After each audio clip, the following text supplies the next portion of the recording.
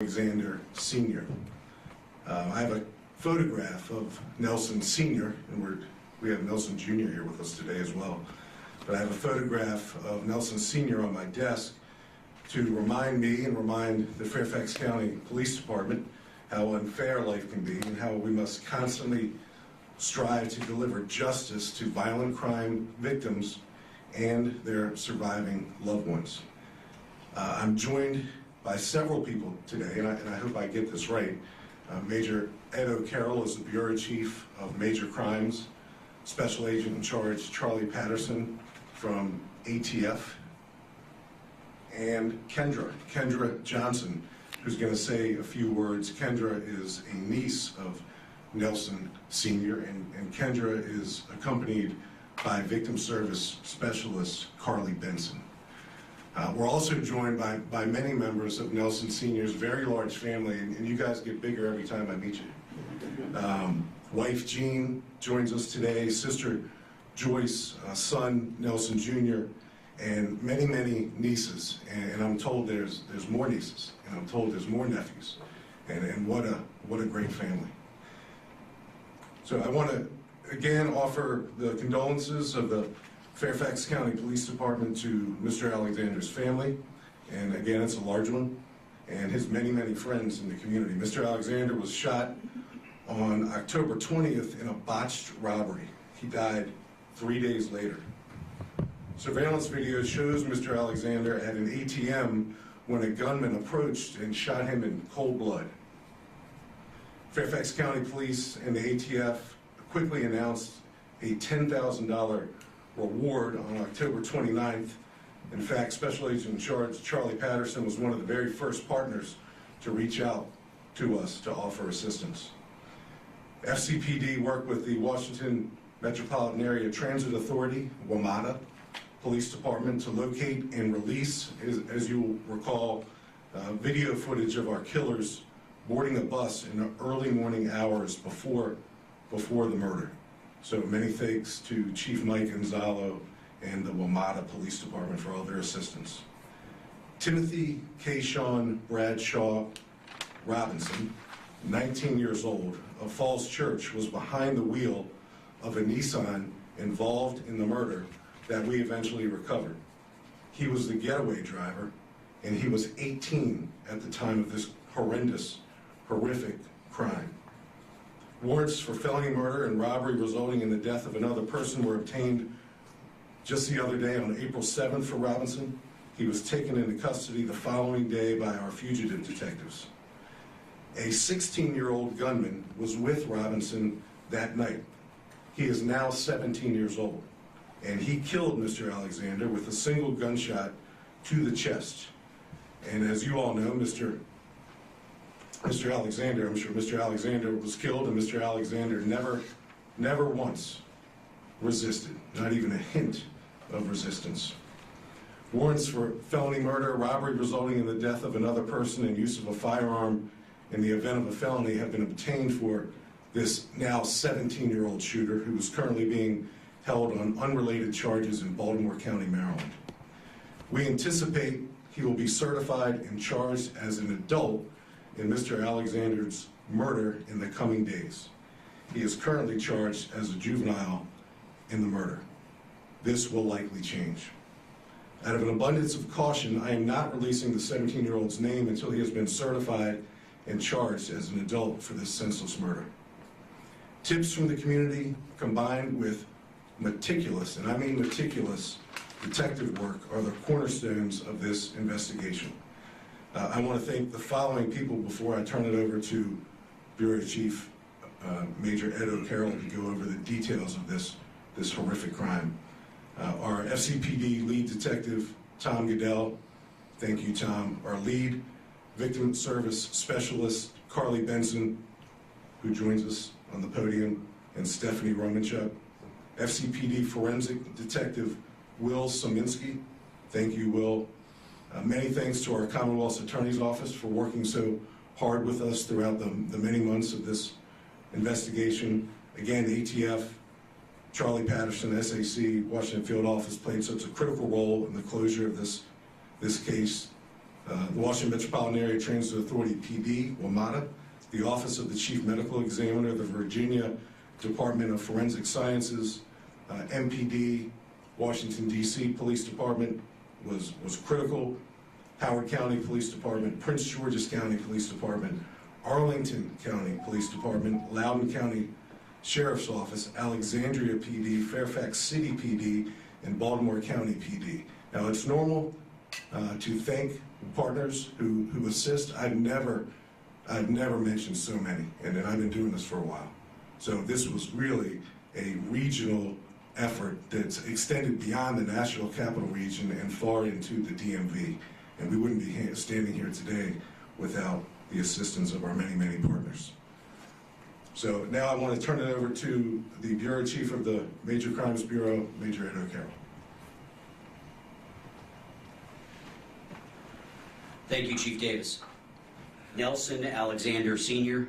was simply going to a local ATM on the morning of October 20th. He stopped in his vehicle just to get some cash. Nelson, who was 73 years old, was approached by a masked gunman in those early morning hours. Shot once during a robbery, and Nelson clung to life for 3 days. Upon his death, this turned from a robbery and shooting to a homicide investigation. So we now know a 17-year-old male, who's now 17, is directly responsible for the senseless killing, is being held on criminal charges unrelated to this investigation, as the chief mentioned, in Baltimore County, Maryland. Warrants for felony murder, robbery resulting in the death of another, and the use of a firearm in the commission of a felony were obtained by our lead detective, Detective Goodell, just Friday. The gunman, who is the juvenile, was driven to the ATM by Timothy Bradshaw Robinson, who's now 19, of Falls Church. And due to his direct involvement in this murder, Robinson was charged with felony murder and robbery resulting in the death of another person. The chief outlined it well. Our detectives worked tirelessly on this case, tracking our suspects from that bus.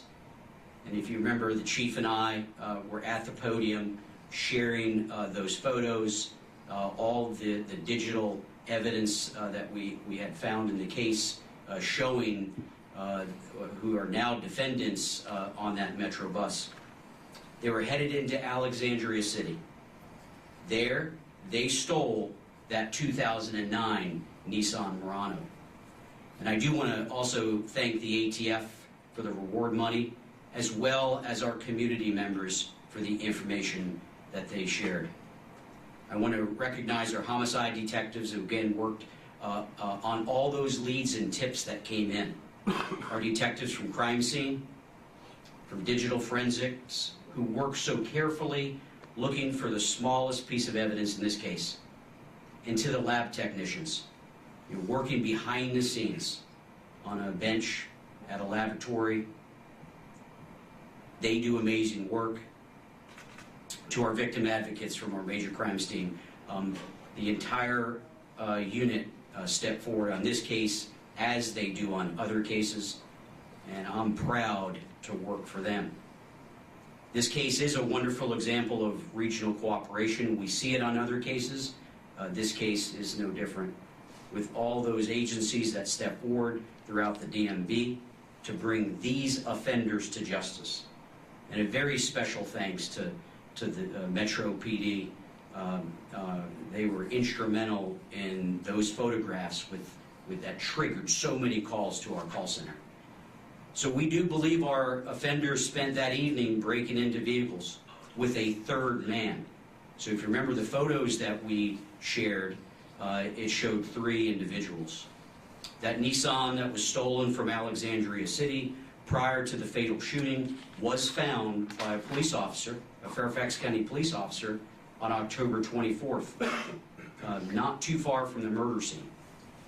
You might recall we held a press media conference on October 29th to announce that the ATF had stepped in with that 10 reward. So the tips from the community soon followed. Thank you. And to the media outlets that were there and are here today, thank you. You shared the story, and it worked. We received numerous tips, which included direct information that led us to these offenders and lead us to this press conference. Finally, I want to offer my sincere condolences to Mr. Alexander's family. I got a chance to meet many of you, probably all of you, on October 30th when you held that wonderful candlelight vigil. On behalf of the chief of the department, thank you for extending the invitation to us to be there with you on that evening. We made a strong commitment then. Both myself and my team were assured with the strong evidence in the case that we were going to get our guy. Well, I have two things I'd like to say to you this afternoon. A promise made is a promise kept. And we didn't just get one guy, we got both of them. And as we know, they enjoy a presumption of innocence, as all our defendants do. But their new address is the county jail and a juvenile detention facility. They are off the streets of Falls Church. So with that, I'd like to introduce Special Agent in Charge from the ATF, Charlie Patterson.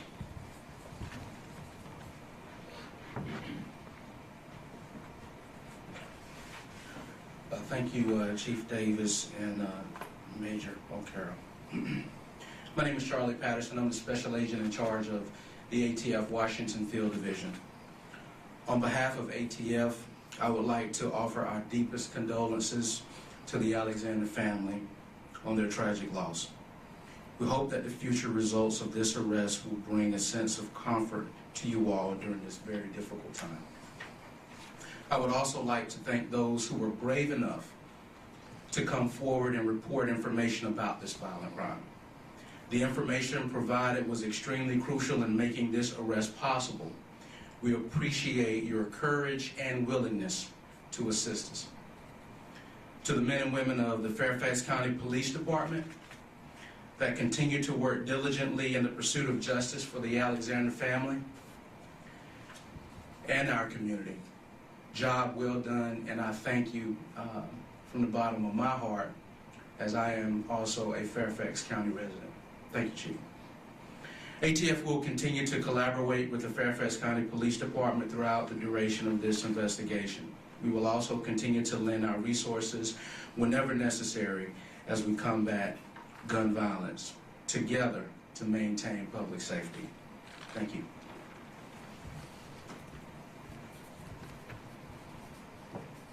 Thank you very much. Much appreciated. So with that, I would like to introduce Kendra to the microphone. Kendra is going to make some remarks on behalf of the family. Kendra will not stay at the podium and take any questions from the audience. So with that, Kendra.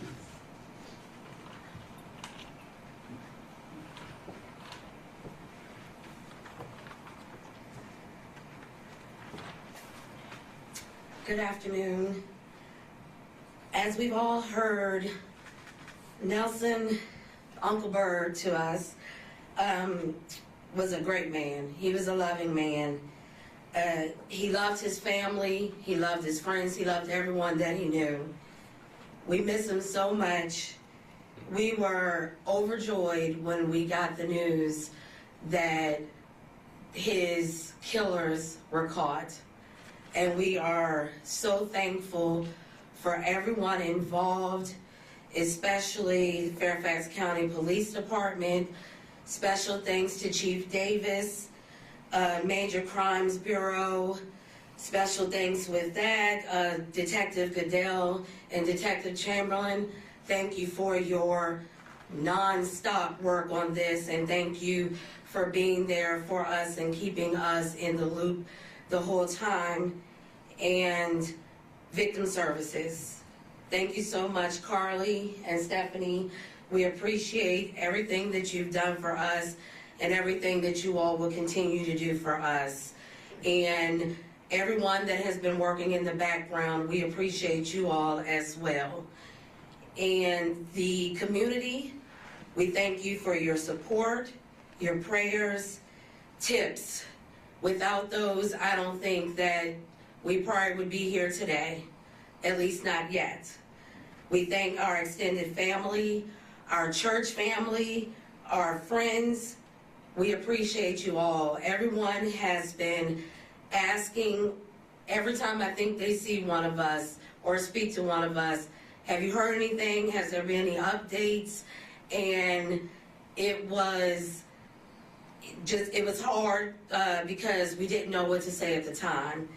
And then even when we found out the news, we were still getting asked, but it was hard to try to keep it a secret too. But we did. And it was good to be able to now be able to share with everyone that his killers have been caught. Believe me, like I said, everyone loved him. So it was very important to everyone, especially in the Falls Church community, that his killers were caught. He was very important.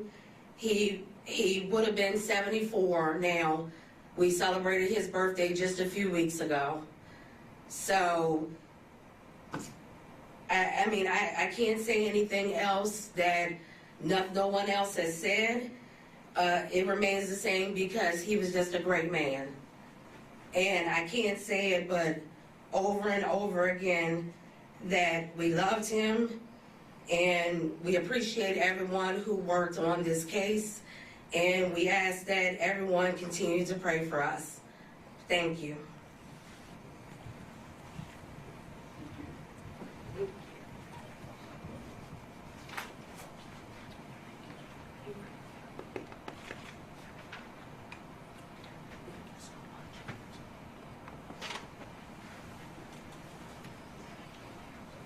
Okay.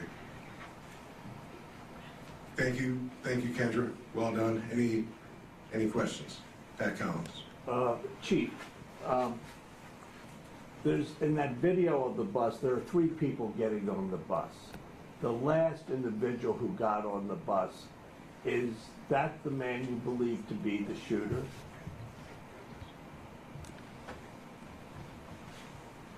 Yeah, so we're not in a position to replay or re-show the photos and directly depict. I can say this. We talked to all 3 in that photo. 2 have been charged with murder. The third person, we know what involvement they had, because I can confidently say that photo is hours before the murder takes place. It's not, that photo is not close to 5:20 in the morning. It's hours earlier. And we've talked to that individual, and he's not responsible in the death.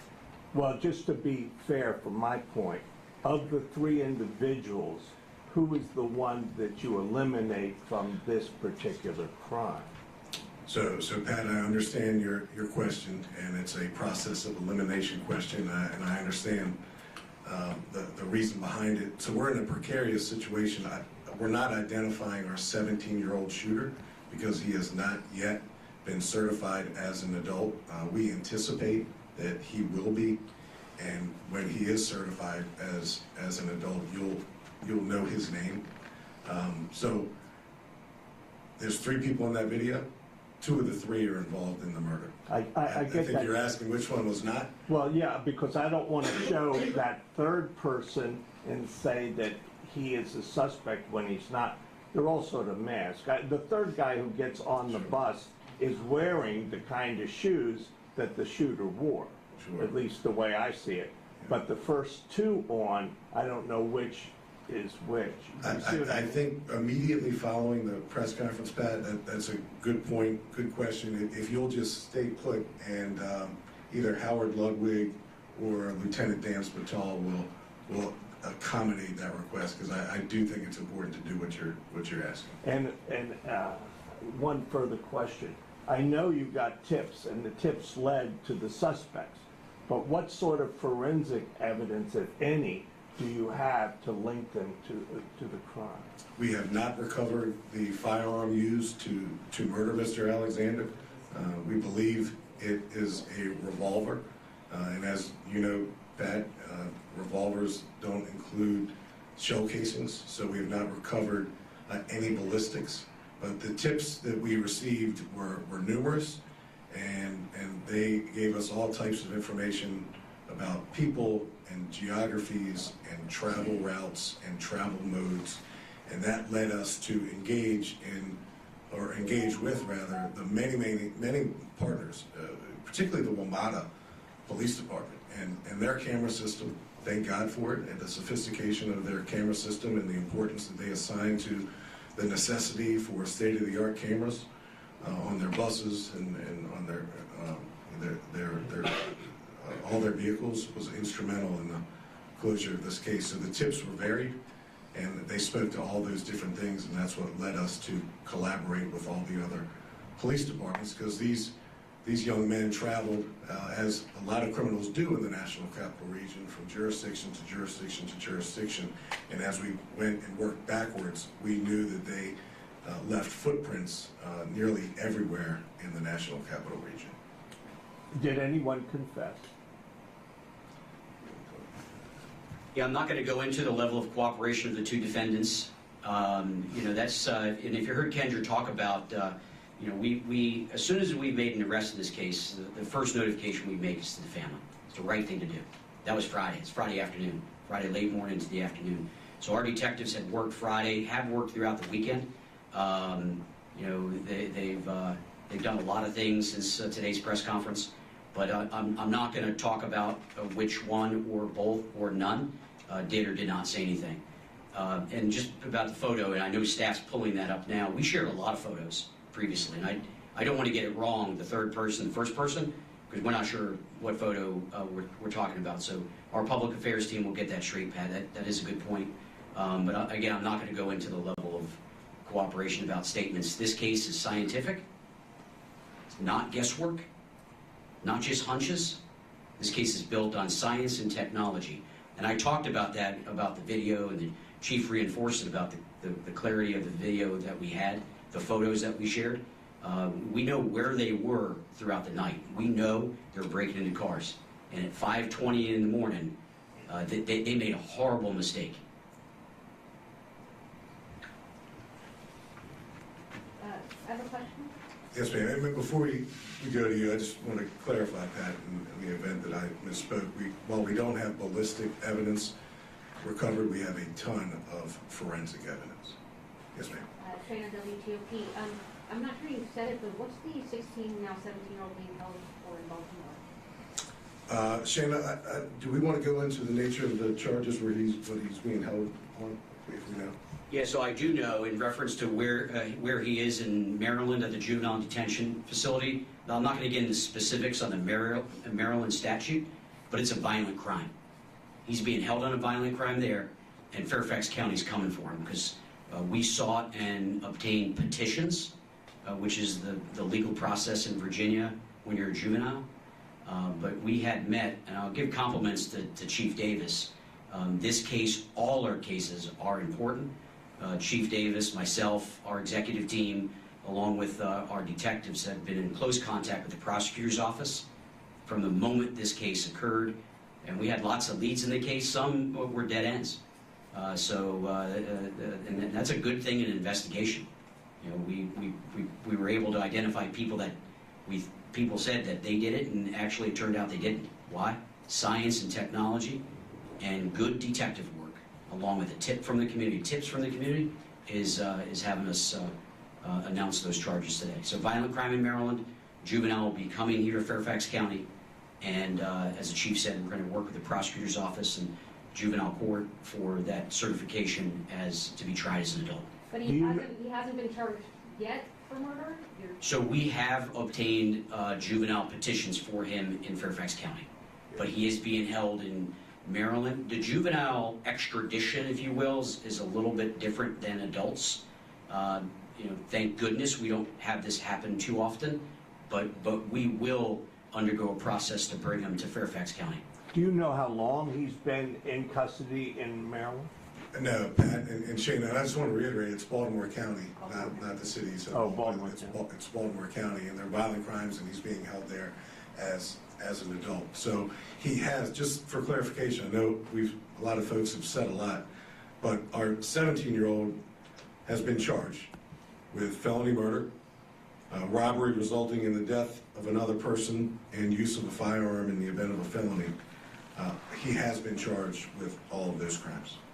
Can you just go back to the beginning where they came from, that night when they started, where were they traveling from originally? What was the first point that they were coming from?